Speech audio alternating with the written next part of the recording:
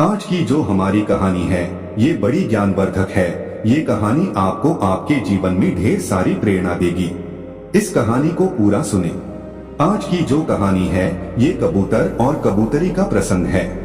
इस कहानी में आप जानेंगे कि जिस घर में बेटियां होती हैं, जिन पिता के यहाँ बेटियां होती है, वो उनकी परवरिश कैसे करती है और उनका अंत क्या होता है। किसी भी घर में पुत्री का जन्म लेना कितना शुभ होता है, कितना खास दिन होता है। जिस घर में जिस दिन पुत्री जन्म लेती है, शास्त्रों में ऐसा बताया गया है, जिस घर में पुत्री जन्म लेती है वो बड़ा भाग्यशाली होता है। और गरुड़ पुराण में तो यहाँ तक लिखा है, जिस घर में पुत्री जन्म नहीं लेती उस व्यक्ति का मुख देखने का भी कोई धर्म नहीं होता है। ऐसा गरुड़ पुराण में स्पष्ट लिखा हुआ है। लेकिन जो लोग अपनी पुत्री को भारी छूट देते हैं, भारी लाड़ करते हैं, उनकी पुत्रियां बिगड़ जाती हैं। आज की ये कहानी आपको यही दर्शाएगी। कहानी शुरू करने से पहले जो लोग हमसे नए जुड़े हैं वो हमारे चैनल को सब्सक्राइब करें। शुरू करते हैं आज की कहानी। प्राचीन काल समय में एक जंगल में एक कबूतर और एक कबूतरी बैठे हुए थे। सर्दियों की रात थी, कड़ाके की ठंड पड़ रही थी। तब कबूतरी कबूतर से कहती है कि पिया जी, आज की रात निकालने के लिए ऐसा क्या किया जाए जो आधी रात निकल जाए। सर्दी बहुत भारी पड़ रही। कबूतरी कहती कि कोई ऐसी कहानी सुनाओ जिसे हमारी आज की ये रात कट जाए। कबूतर कबूतरी की बात सुनने के बाद एक कहानी शुरू करता है और कबूतरी से कहता है कि तुम ध्यान से सुनो, बड़ी ज्ञानवर्धक और बड़ी प्रेरणादायक कहानी सुनाने जा रहा हूँ। ये कहानी एक सेठ और उनकी पुत्री की कहानी है। अब कबूतरी बड़े ध्यान से सुनती है और कबूतर कहानी शुरू करता है। जो लोग इस कहानी को सुन रहे हैं वो इस कहानी को पूरा सुने। कबूतर कहानी शुरू करता है कि एक नगर में एक सेठ रहता था।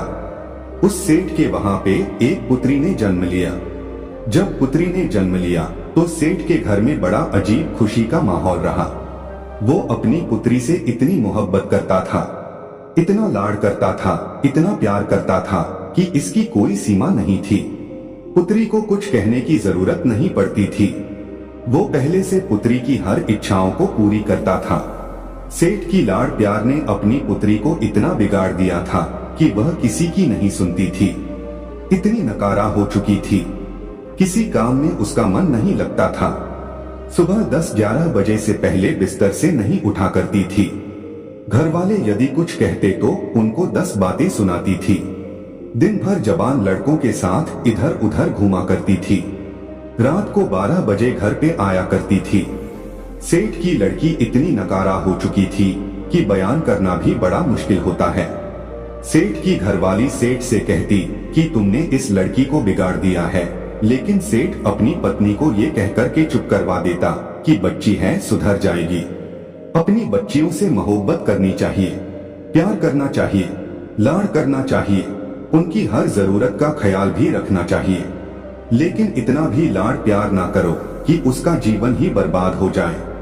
वो सेठ बिल्कुल ऐसा अंधा हो गया था अपनी पुत्री के प्यार में कि उसको कुछ दिखाई नहीं देता, सिर्फ अपनी पुत्री ही दिखाई देती थी।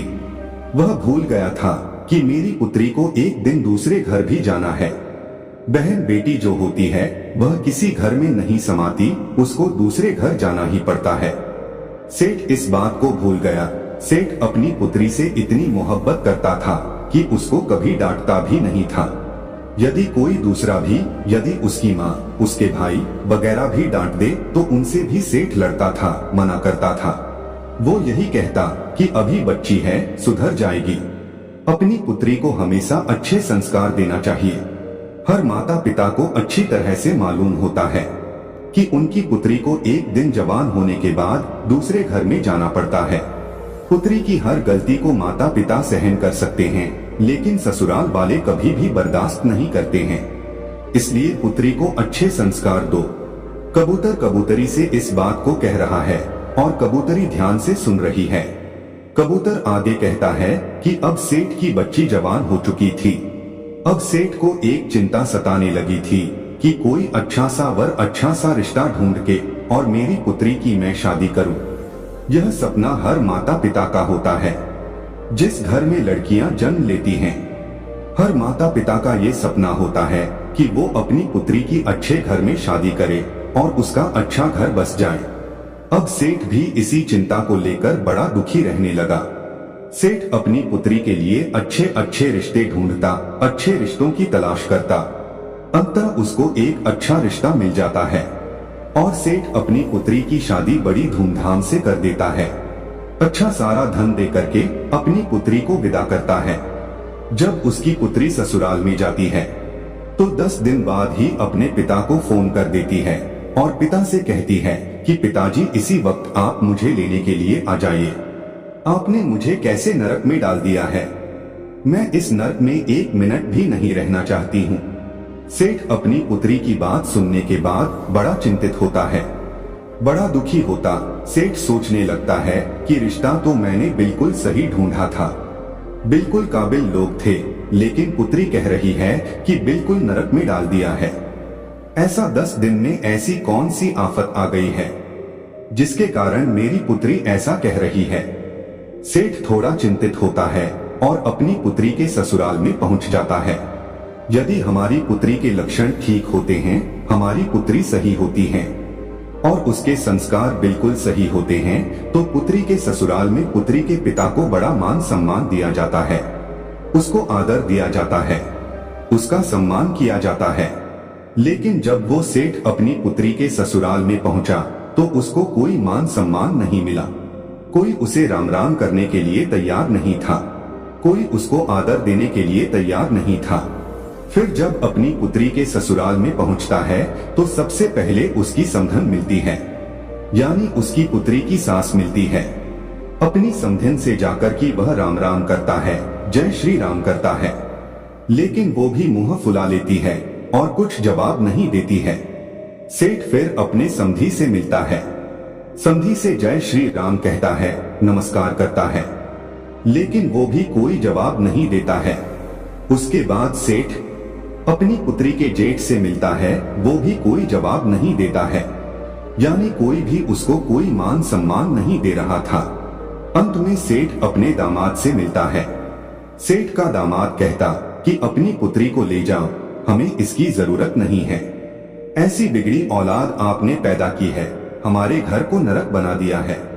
इसको तुरंत इसी वक्त यहाँ से ले जाओ, जो तुमने दहेज वगैरह दिया है उसका बैठ के हिसाब कर लो, हमें इसकी जरूरत नहीं है। सेठ बड़ा दुखी होता है। उसके बाद सेठ अपने पुत्री के कमरे में जाता है और अपनी पुत्री से कहता है कि पुत्री क्या बात हो गई। सेठ की पुत्री अपने पिता से कहती है कि पिताजी मुझे इस नर्क में नहीं रहना है, यदि आप मुझे जीवित देखना चाहते हैं तो इस नर्क से मुझे इसी वक्त यहाँ से ले चलो। पुत्री की इतनी बात सुनने के बाद सेठ अपनी पुत्री को साथ लेकर के और पुत्री के ससुराल के घर से बाहर निकल जाता है। लेकिन फिर भी सेठ की पुत्री के ससुराल वाले कोई भी जयराम जी की नहीं करता है। सेठ अपनी पुत्री को लेके और रस्ते रस्ते रवाना हो जाता है। रास्ते में सेठ अपनी पुत्री से पूछता है कि पुत्री आप मुझे एक बात बताइए कि तुम्हारी सास कैसी है। सेठ की पुत्री कहती है कि पिताजी उसकी बारे में तो पूछो ही मत, वो तो एकदम डायन है, उसने मेरा जीना हराम कर दिया है। ऐसी डायन के घर में आपने मेरी शादी की है, हर वक्त मुझे तंग करती रहती है, ऐसी डायन का नाम भी मत लो। सेठ कहता है ठीक है पुत्री, अब आप मुझे ये बताइए कि तुम्हारे ससुर कैसे हैं। सेठ की पुत्री कहती है कि उस दुष्ट का नाम भी मत लो, वह तो एकदम दुष्ट है, राक्षस है। उसके बाद सेठ कहता है कि ठीक है उसे छोड़ो, अभी बताओ तुम्हारे जो जेठ है वो कैसे हैं। तो जेठ के बारे में भी सेठ की पुत्री कहती है कि जेठ तो बड़े जल्लाद है, उनकी तो बात ही मत करो, हर दिन मुझे परेशान करते रहते थे। उसके बाद पुत्री की बात सुनने के बाद सेठ फिर पूछते हैं कि तुम्हारी ननद कैसी है। वो तो ठीक होगी, वो तो तुमसे प्रेम करती होगी। सेठ की पुत्री जवाब देती है कि उन चुड़ैलों का नाम भी मत लो पिताश्री, वो तो बहुत ही बेकार है, उठ करके खाने वाली है। सेठ अपनी पुत्री की बात सुनने के बाद फिर पूछता कि ये बताइए कि तुम्हारे पति कैसे हैं, हमारे जमाई साहब कैसे हैं, वो तो तुमसे बेहद प्रेम करते होंगे।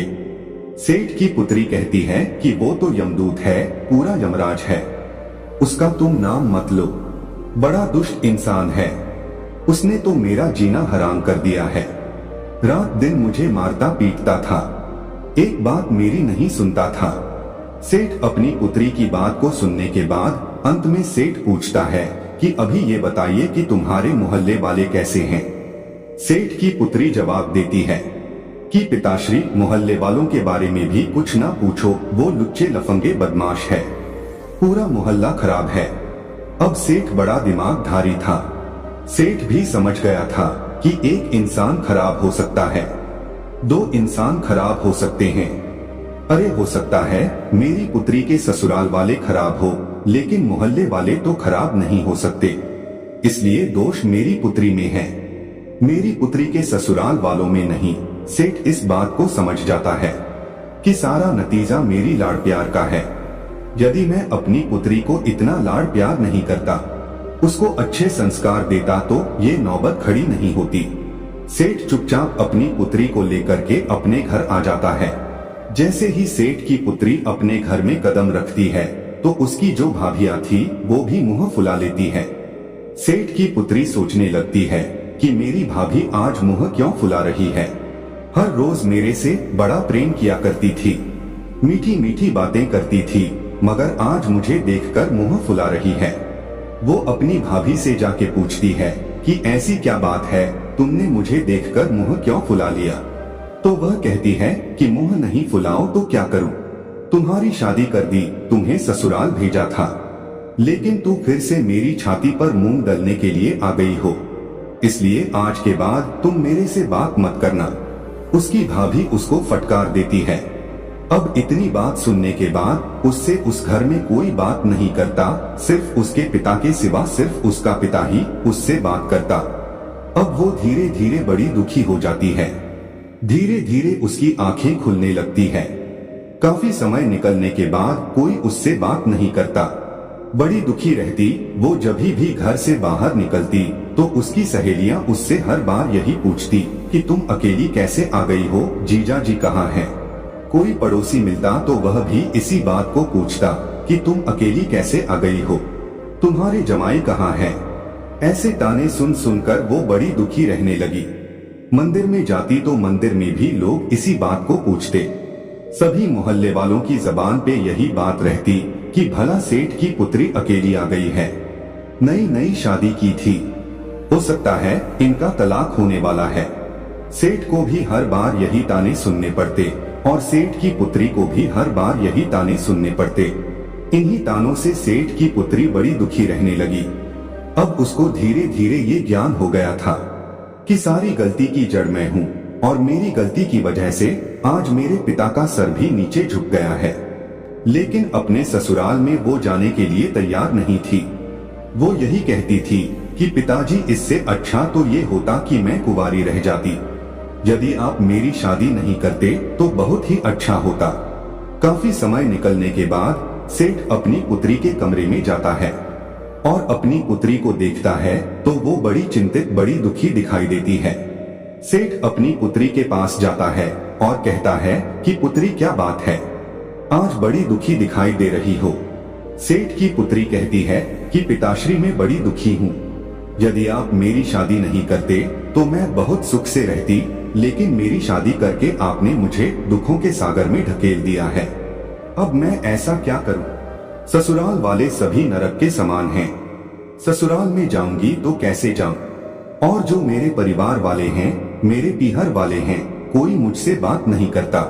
सिर्फ आपके माँ भी बात नहीं करती, भौजाई भी बात नहीं करती, भाई बात नहीं करते, सभी मेरे से नफरत करने लगे हैं। मैं ऐसा क्या करूं? मैं करूं तो क्या करूं? उसका पिता अपनी पुत्री से कहता कि पुत्री, हमारे नगर में एक बहुत बड़े विद्वान पहुंचे हुए साधु आए हैं, एक संत आए हैं। तुम्हारी समस्या को लेकर मैं उनके पास गया था तो उन्होंने मुझे एक उपाय बताया है।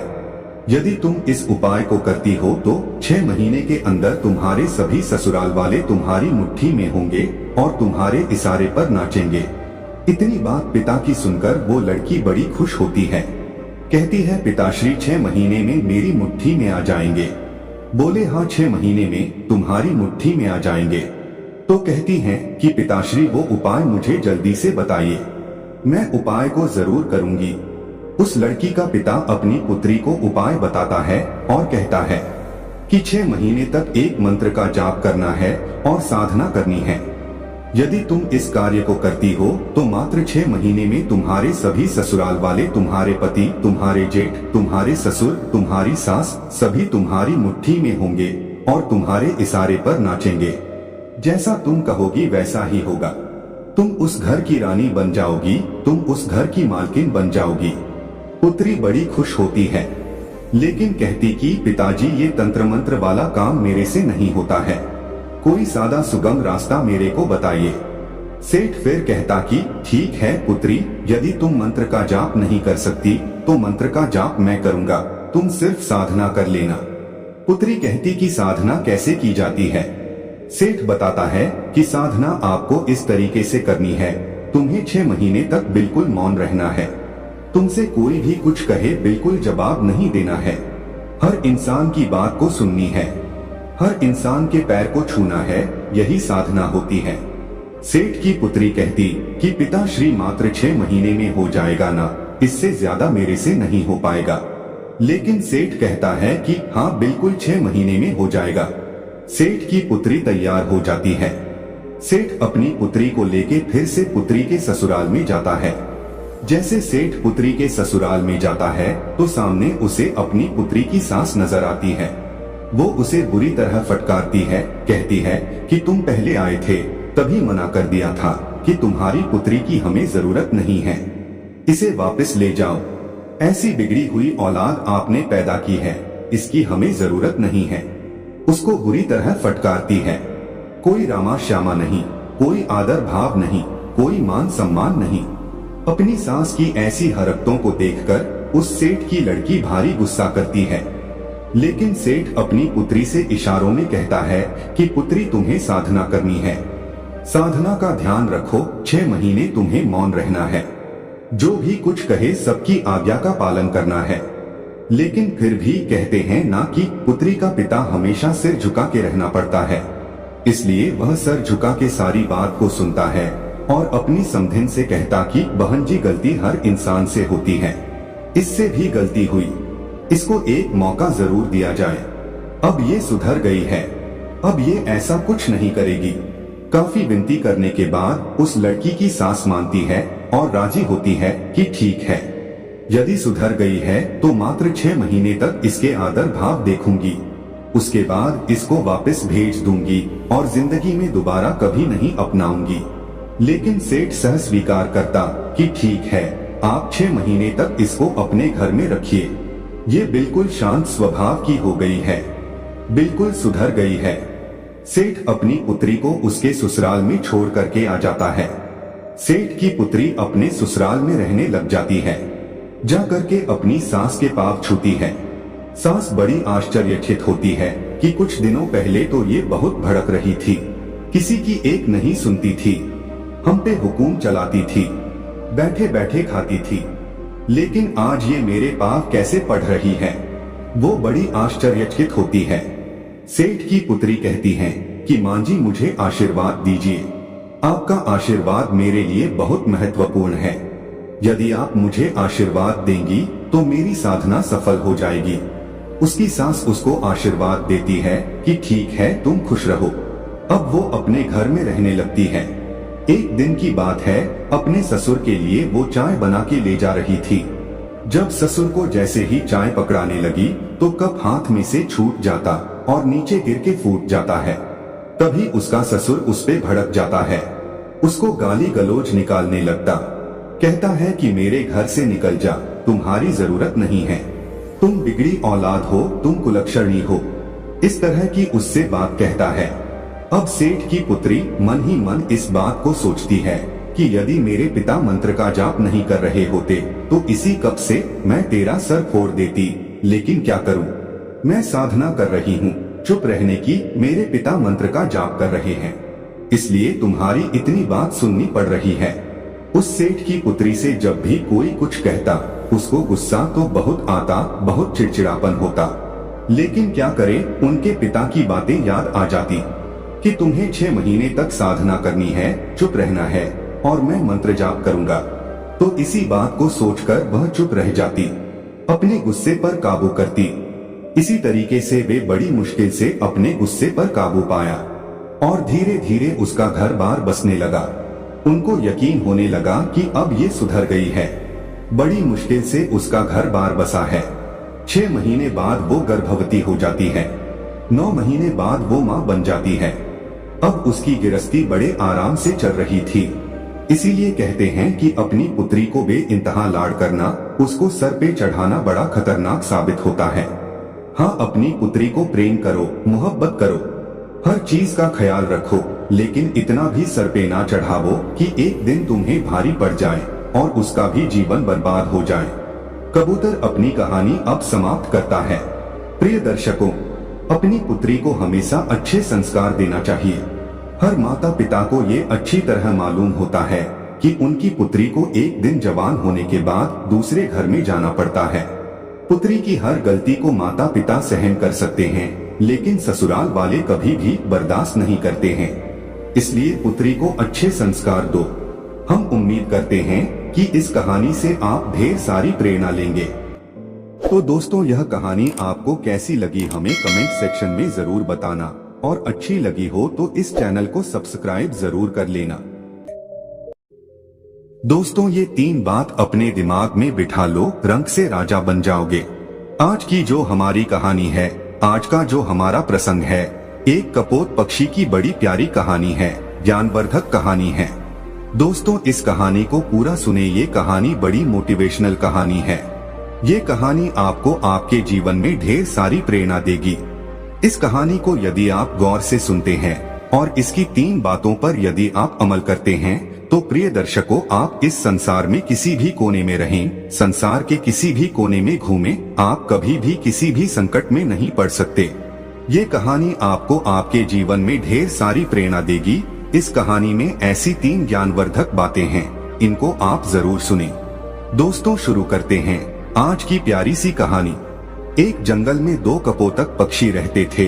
बारिश का मौसम था, झिलमिल झिलमिल बारिश बरस रही थी। तब दोनों कपोतक पक्षी एक वटवृक्ष के खोखले में जाके बैठ जाते हैं और बारिश मूसलाधार बरसने लगती है। तभी उनके पास एक तीसरा कपोतक पक्षी उड़ता हुआ और भीगता हुआ आता है और उनसे कहता है कि थोड़ी जगह मुझे भी दे दीजिए, मैं बारिश में भीग रहा हूँ। लेकिन उस वट वृक्ष के खोखले में इतनी पर्याप्त जगह नहीं थी कि 3 पक्षी आ सके, क्योंकि दोनों पहले बैठे हुए थे। क्योंकि इतनी ही पर्याप्त जगह थी जिसमें दोनों बैठे हुए थे। अब तीसरा पक्षी उड़ता हुआ भीगता आता है और उनसे जिद करने लगता है और उनसे कहता है कि आप मुझे थोड़ी जगह दे दीजिए, मेरी सहायता कीजिए। जब दोनों पक्षी ही जो पहले से बैठे हुए थे वो इनकार कर देते हैं, वो कहते हैं कि यहाँ पे इतनी पर्याप्त जगह नहीं है जो हम आपको बिठा सकें। तब वह भीगता हुआ पक्षी कहता है कि तुम मूर्ख तो नहीं हो जो मुझे जगह नहीं दे रहे हो। तब वो दोनों पक्षी कहते हैं कि भाई, हमारे पास इतनी पर्याप्त जगह नहीं है, हम दोनों ही बड़ी मुश्किल से इसके अंदर बैठे हैं। लेकिन फिर से वो कहता है कि तुम दोनों ही मूर्खों हो। वो दोनों पक्षी फिर से कहते कि भाई, यदि हमारे पास जगह होती तो हम आपको जरूर बिठाते, लेकिन आप खुद देख लीजिए, हमारे पास इतनी पर्याप्त जगह नहीं है कि हम आपको बिठा सकें। अंततः वो भीगता हुआ कपोत पक्षी उन पक्षियों के ऊपर जाके बैठ जाता है। तब दोनों पक्षी ही उसको धक्का मार के और फिर से नीचे गिरा देते हैं। वह फिर से नीचे से उड़ता है और फिर कहता है कि तुम दोनों बिल्कुल मूर्ख हो, और फिर से उनके ऊपर जाके बैठ जाता है और फिर से वो पक्षी उसको धक्का मार के नीचे गिरा देते हैं। इसी तरह काफी देर चलता रहता है और वो उड़ता हुआ पक्षी उनसे बार बार कहता है कि तुम दोनों मूर्ख हो, तुम दोनों सबसे बड़े मूर्ख हो। हर बार वो इसी बात को कहता। जब वो थक जाते हैं तो भीगता हुआ पक्षी वहाँ से उड़ के चला जाता है और वो दोनों पक्षी उसी वट वृक्ष के खोखले में बैठे रहते हैं। तब उस कपोतक पक्षी की पत्नी अपने पति से कहती है कि पिया जी, अभी जो पक्षी आया था कि ये बार बार हम दोनों से मूर्ख कह रहा था। ये कह रहा था कि तुम दोनों मूर्ख हो, कि तुम मूर्ख तो नहीं हो। वो बार बार इसी बात को कह रहा था। तो ये मूर्ख होता कौन है? मूर्ख होता कैसा है? मूर्ख दिखता कैसा है? आप मुझे इस बात को बताइए।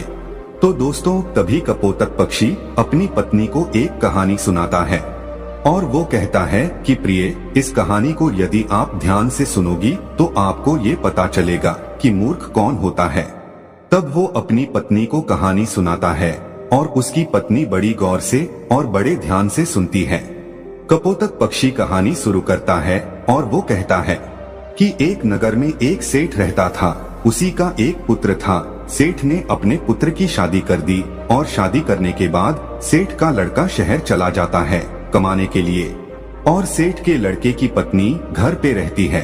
एक दिन सेठ के लड़के की पत्नी पनघट पर स्नान करने के लिए जाती है और वहाँ पे स्नान करने लग जाती है।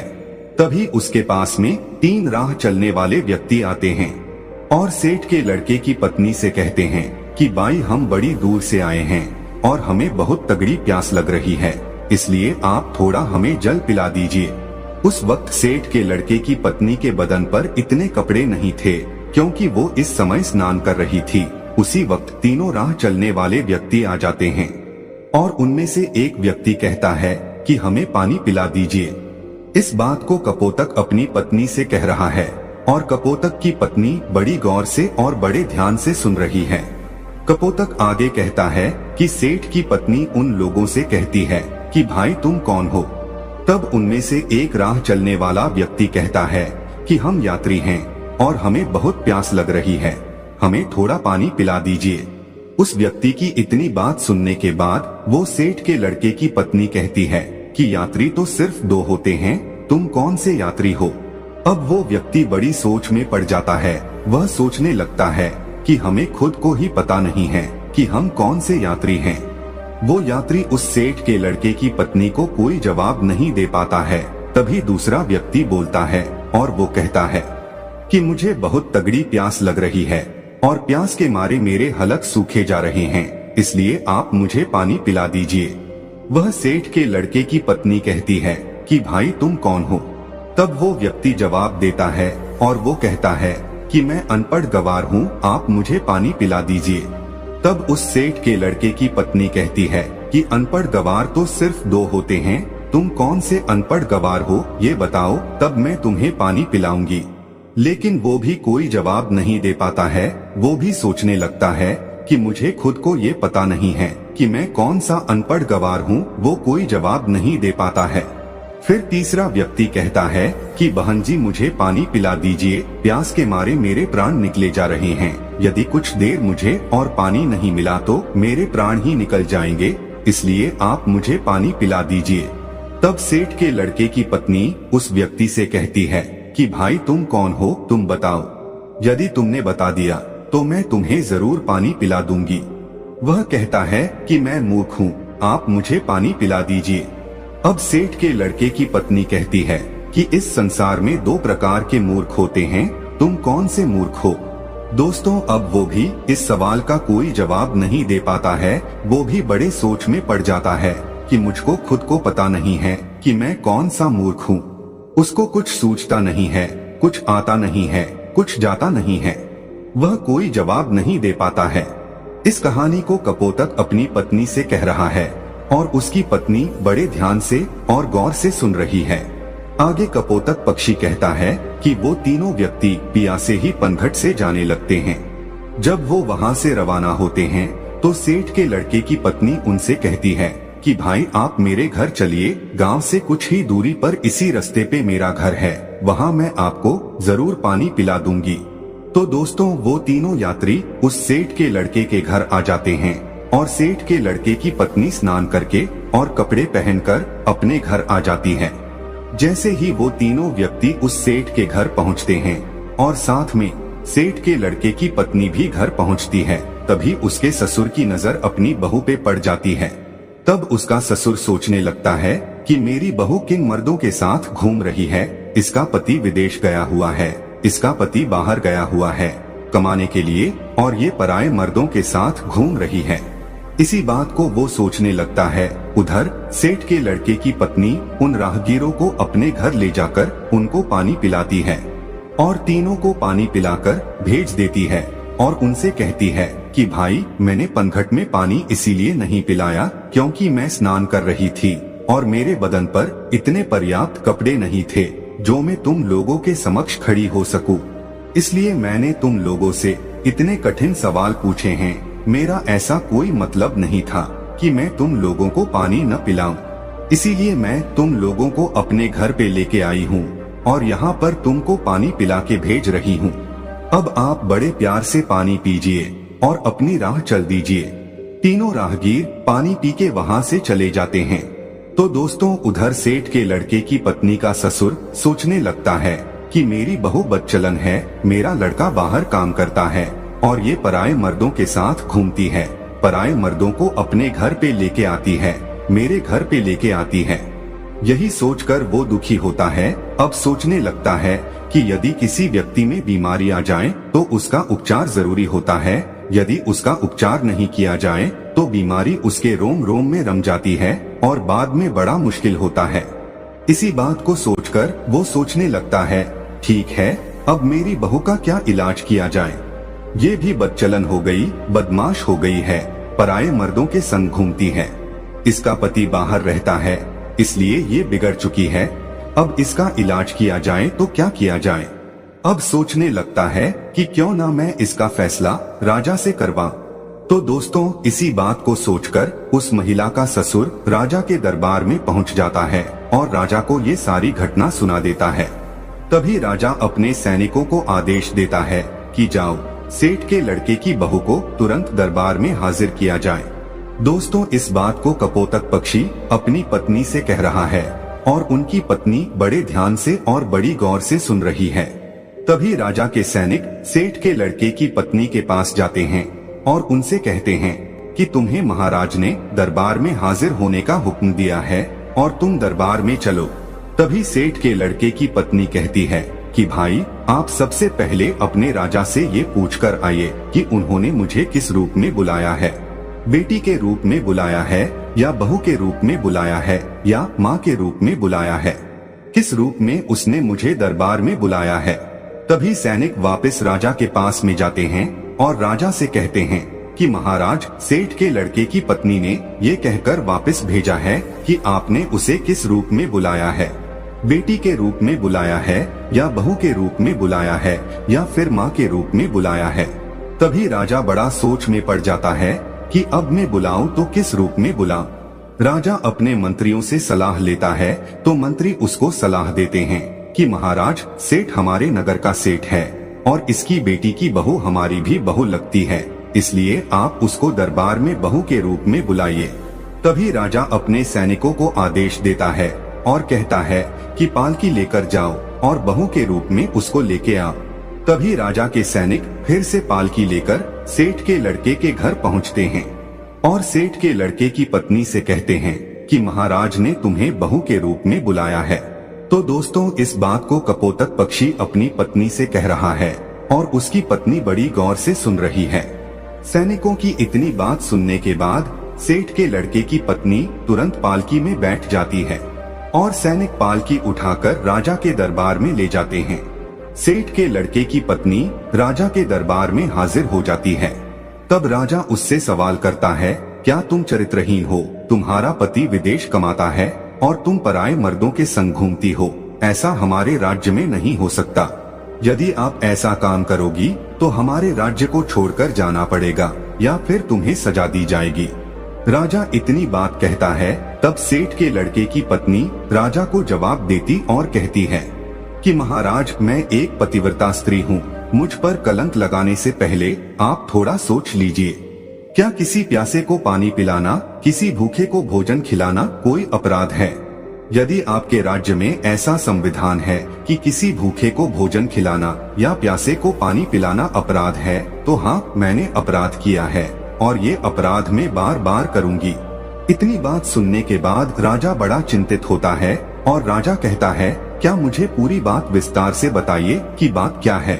तब वो महिला सेठ के लड़के की पत्नी राजा को पूरी सच्चाई कहती है कि महाराज, मैं पनघट पर स्नान कर रही थी, तभी 3 राह चलने वाले व्यक्ति आते हैं और वो कहते कि हमें प्यास लग रही है। हमें पानी पिला दीजिए। उस वक्त मेरे बदन पे इतने पर्याप्त कपड़े नहीं थे कि उनके समक्ष में खड़ी होकर उनको पानी पिला दूं, इसीलिए मैंने बैठे बैठे उन लोगों से इतने कठिन सवाल पूछे कि वो जवाब नहीं दे सके। उसके बाद उनको मैंने अपने घर भेजा। उसके बाद मैं कपड़े पहनकर अपने घर आई। घर आने के बाद उन लोगों को मैंने पानी पिलाकर वहाँ से भेज दिया। अब इसमें मैंने गलत क्या किया है? उस महिला की इतनी बात सुनने के बाद राजा कहता है कि तुमने ऐसे कौन से कठिन 3 सवाल पूछे, वो सवाल हमें भी बताइए। जब सेठ के लड़के की पत्नी वो 3 सवाल राजा के समक्ष रखती है तो राजा भी बड़ा सोच में पड़ जाता है। राजा के अंतरी मंत्री भी सोच में पड़ जाते हैं। उनसे भी इन तीनों सवालों के कोई जवाब नहीं लगते हैं। अंत में राजा परेशान हो जाता है और 3 सवालों के उत्तर जानने का बड़ा इच्छुक होता है। तभी राजा सेठ के लड़के की पत्नी से कहता है कि बहुरानी, हमको इन प्रश्नों के उत्तर नहीं आते हैं। हमारे किसी भी विद्वान पंडित के पास इन प्रश्नों के उत्तर नहीं हैं। हमारे किसी भी मंत्री के पास इन प्रश्नों के उत्तर नहीं हैं। तो फिर आप ही हमें इन प्रश्नों के उत्तर बता दीजिए। तब वो महिला सेठ के लड़के की पत्नी हाथ जोड़कर के राजा से कहती है कि महाराज, ये तीनों प्रश्न बड़े अनमोल हैं और इनके उत्तर उनसे भी ज्यादा अनमोल है। इसलिए आपसे विनती है, इन तीनों प्रश्नों के उत्तर मैं आपको बता दूंगी, लेकिन बदले में मुझे क्या मिलेगा? वो महिला कहती है कि महाराज, यदि सौदा हो तो बराबर का हो। वो महिला सेठ के लड़के की पत्नी बड़ी चतुराई से अपने दिमाग का इस्तेमाल करती है। तभी राजा बड़ी सोच में पड़ जाता है और अंततः राजा परेशान हो जाता है। सोचने लगता है कि तीनों प्रश्न बड़े अनमोल है और इन तीनों प्रश्नों का उत्तर भी बड़ा अनमोल है। इनको जानना बहुत जरूरी है। यही सोचकर राजा कहता है, दोस्तों कहते हैं ना कि जो राजा मूर्ख हो उसको कोई भी लूट सकता है। और आधा राज्य पे आप शासन करोगी और आधे पे हम करेंगे। ठीक है, आप आपके तीनों अनमोल प्रश्नों के उत्तर हमें बता दीजिए। दोस्तों, सेठ के लड़के की पत्नी वो पूरी लिखावट करवाती है, आधा राज्य अपने कब्जे में लेती है और फिर उन तीनों प्रश्नों के उत्तर बताती है। और वो कहती है कि महाराज, अब गौर से सुनो तीनों प्रश्नों के उत्तर। पहला प्रश्न, यात्री संसार में 2 ही हैं। अब 2 यात्री कौन कौन से हैं? कि महाराज, पहला सूर्य और दूसरा चंद्रमा, जो रात दिन चलते रहते हैं और संसार में भ्रमण करते रहते हैं और संसार को रोशन करते रहते हैं। यही तो यात्री है, सूर्य और चंद्रमा। दूसरा सवाल कि महाराज, अनपढ़ और गवार 2 चीज है। वह है अन्न और पानी, जो हर किसी के साथ में रहते हैं, विद्वान लोगों के साथ भी रहते हैं और मूर्ख से मूर्ख लोगों के साथ भी रहते हैं। उनका लालन पालन करते रहते हैं। यही सबसे अनपढ़ और गवार है, जो अज्ञानी को भी वही स्वाद देते हैं और विद्वान को भी वही स्वाद देते हैं। तीसरा सवाल, मूर्ख भी 2 प्रकार के होते हैं। पहला मूर्ख है जो मेरा ससुर है, जो अपने घर की बात को एक दूसरे से आके कहता है, वही सबसे बड़ा मूर्ख होता है। यदि मेरे ससुर ने इस बात को मुझसे आकर पूछा होता तो वहीं पर इनको मैं पूरी सच्चाई बता देती। मेरे घर की इज्जत नीलाम नहीं होती। मेरी इज्जत इस तरह भरे दरबार में उछाली नहीं जाती। मेरे घर की बदनामी नहीं होती। इसलिए सबसे पहले बड़े मूर्ख मेरे ससुर हैं। तब राजा कहता कि दूसरा कौन है? तब महिला कहती है कि महाराज, दूसरे सबसे बड़े मूर्ख आप हैं। एक वो राजा होता है जो बगैर सोचे समझे कुछ भी फैसला ले ले, वही सबसे बड़ा मूर्ख होता है। इसलिए दूसरे सबसे बड़े मूर्ख आप हैं। आप भी एक ऐसे मूर्ख हैं जो मेरे 3 सवालों के बदले में मुझे आधा राज्य दे दिया। तो आप भी सबसे बड़े मूर्ख हैं। तो दोस्तों, अब राजा को गुस्सा बहुत आता है, लेकिन वो कुछ नहीं कर सकता, क्योंकि अब वो भी महारानी है। आधे राज्य की महारानी है, आधे सेना उसकी है, आधा राज्य उसका है। अब राजा कुछ नहीं कर सकता था। तो दोस्तों, इस तरीके से अपने दिमाग का सदुपयोग करते हुए उस सेठ के लड़के की पत्नी एक महारानी बन जाती है। तब कपोतक पक्षी अपनी पत्नी से कहता है कि प्रिय, सबसे बड़ा मूर्ख वही होता है जो अपने घर की बात को बाहर निकाल दे, अपनी घर की बात को अन्य लोगों से कहे, अपनी घर की बात को एक दूसरे से कहता रहे, अपनी घर की बात को अपने घर में ना रखे। वही सबसे बड़ा मूर्ख होता है। और दूसरा मूर्ख वो होता है जो किसी के कहने पर भी अपना सब कुछ लुटा दे। ये 2 प्रकार के ऐसे मूर्ख होते हैं, इनका कुछ नहीं हो सकता।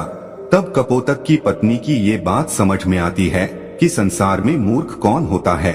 इसीलिए कहते हैं कि अपने दिमाग का सही समय आने पर जो बंदा सही उपयोग करता है वो अपने जीवन में हमेशा कामयाबी पाता है। इसीलिए दोस्तों, हमेशा अपने दिमाग को सही जगह और सही निशाना लगाकर के चलाइए, आप कभी भी फेल नहीं हो सकते। जो लोग अपने दिमाग का सही सदुपयोग नहीं करते हैं वो लोग हमेशा पीछे रहते हैं और एक दिन ऐसा आता है कि उनका पतन हो जाता है। इसलिए अपने दिमाग का, अपनी बुद्धि का सही उपयोग करें। हम उम्मीद करते हैं कि दोस्तों इस कहानी से आप ढेर सारी प्रेरणा लेंगे। तो दोस्तों, यह कहानी आपको कैसी लगी हमें कमेंट सेक्शन में जरूर बताना, और अच्छी लगी हो तो इस चैनल को सब्सक्राइब जरूर कर लेना। मित्रों, प्राचीन वेदों में सूर्य को सर्व जगत की आत्मा कहा गया है। समस्त जीवों की आत्माओं का ऊर्जा स्रोत सूर्य देव ही है। सूर्य से ही सृष्टि पर जीवन है। सूर्य का शाब्दिक अर्थ प्रेरक होता है। यह सर्व प्रकाशक, सर्व प्रवर्तक होने से सर्व कल्याणकारी है। यजुर्वेद में कहा गया है, चक्षु सूर्योजायत, अर्थात सूर्य भगवान का नेत्र है। इसीलिए साक्षात भगवान सूर्य की किरणों के माध्यम से समस्त संसार का संचालन करते हैं। मनुष्य को सूर्य भगवान को जल देकर उनका आभार प्रकट करना चाहिए। यदि नित्य सूर्य को जल देना संभव नहीं है तो व्यक्ति को रविवार के दिन सूर्य देव को जल अवश्य ही देना चाहिए। इससे मनुष्य को सूर्य देव की कृपा प्राप्त होती है। मित्रों, सूर्य इस संपूर्ण सृष्टि के प्रत्येक जीव का आधार है। सूर्य देवता के बिना तो जीवन की कल्पना भी नहीं की जा सकती है। परम तेजस्वी सूर्य देवता की उपासना करने की परंपरा अत्यंत प्राचीन काल से चली आ रही है। सूर्य देवता की पूजा के साथ ही उन्हें अर्घ्य देने का भी प्रचलन है। सूर्य देवता को अर्घ्य देने से मनुष्य के जीवन में कई सकारात्मक और चमत्कारी बदलाव होते हैं। भगवान श्री राम से लेकर भगवान श्री कृष्ण भी सूर्य देव को अर्घ्य दिया करते थे। भगवान श्री कृष्ण ने सूर्य देव की महत्ता का वर्णन कई बार किया है। रोज सूर्य देव को जल चढ़ाना एक ऐसा नियम है जो आपकी जिंदगी में बहुत बड़ा बदलाव ला सकता है। सूर्य की शक्ति इतनी अलौकिक है कि इसके बिना ये पूरी धरती तहस नहस हो सकती है। सूर्य देव प्रकाश, सकारात्मकता, इंद्रिय संयम, ऊर्जा आदि के देवता है। अगर आप जीवन में निराश और हताश महसूस कर रहे हैं, आपका मन आपके वश में नहीं है, आपका स्वभाव अत्यंत क्रोधी है, आप अपने काम भाव पर नियंत्रण नहीं कर पा रहे हैं, शरीर में बेचैनी महसूस होती है और आपका मन नकारात्मक विचारों से भरा हुआ है, तो आप सूर्य देव की उपासना अवश्य करें। सूर्य देव को मात्र जल चढ़ाने से आपके सभी संकट दूर हो सकते हैं। संसार की हर परेशानी का हल सूर्य देव के पास ही है। आपकी हर समस्या का समाधान सूर्य को जल अर्पण करने से ही प्राप्त हो सकता है।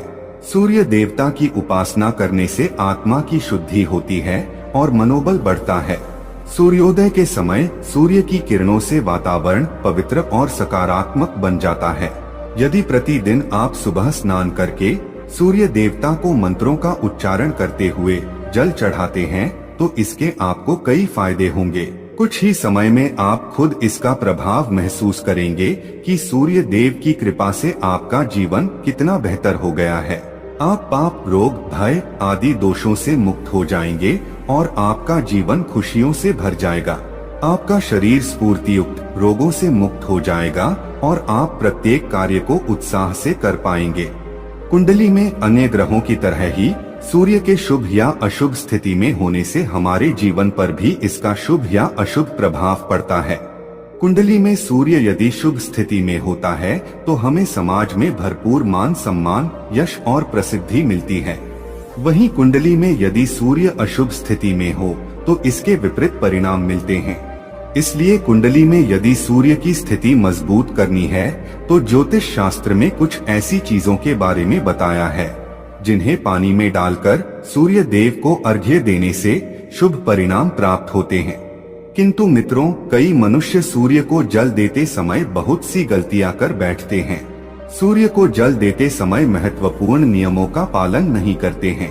गलत तरीके से अर्घ्य देकर सूर्य देव का अपमान नहीं करना चाहिए, अन्यथा मनुष्य को कई कष्टों का सामना करना पड़ सकता है। साथ ही केवल सूर्य को जल देने से फल की प्राप्ति नहीं होती है। सूर्य को जल देते समय विधि का पालन करते हुए सूर्य देव के मंत्र का जाप करना भी आवश्यक है। तभी सूर्य को जल देने का फल मनुष्य को प्राप्त होता है। ज्योतिष शास्त्र के अनुसार सूर्य देव अप्रसन्न होने पर मनुष्य की बुद्धि का नाश हो जाता है। उसे चारों ओर से अपमान का सामना करना पड़ता है। ऐसे व्यक्ति की आंखों की रोशनी चली जाती है और उसे गंदा भोजन प्राप्त होता है। फल स्वरूप व्यक्ति की विद्या कम हो जाती है। वह जो कुछ भी पढ़ता है उसे तुरंत ही भूल जाता है। पिता पुत्र में अकारण ही वाद विवाद होने लगता है। सूर्य देवता रूठ जाने पर व्यक्ति पर गलत इल्जाम लगते हैं और उसके हाथ से अनजाने में कई अपराध हो जाते हैं। इसीलिए व्यक्ति को अनिष्ट कार्य करके सूर्य देव को रुष्ट नहीं करना चाहिए। इस प्रकार से सूर्य देव का हमारे जीवन में सबसे अधिक महत्व है। यदि आप अपनी मनोकामनाओं की पूर्ति करना चाहते हैं तो सूर्य देव की उपासना अवश्य करें। आइए जान लेते हैं सूर्य को अर्घ्य देने के वह महत्वपूर्ण नियम कौन से हैं। सूर्य को जल देते समय हमें कौन सी गलतियां नहीं करनी चाहिए और सूर्य को जल देते समय कौन से मंत्र का जाप करना चाहिए ताकि हमें सूर्य उपासना का संपूर्ण फल प्राप्त हो। सबसे पहले तो हम यह जान लेते हैं कि सूर्य को अर्घ्य देने का अर्थ क्या होता है। तो मित्रों, अर्घ्य देने से तात्पर्य यह है कि सूर्य देवता को भक्ति भाव से जल अर्पण करना।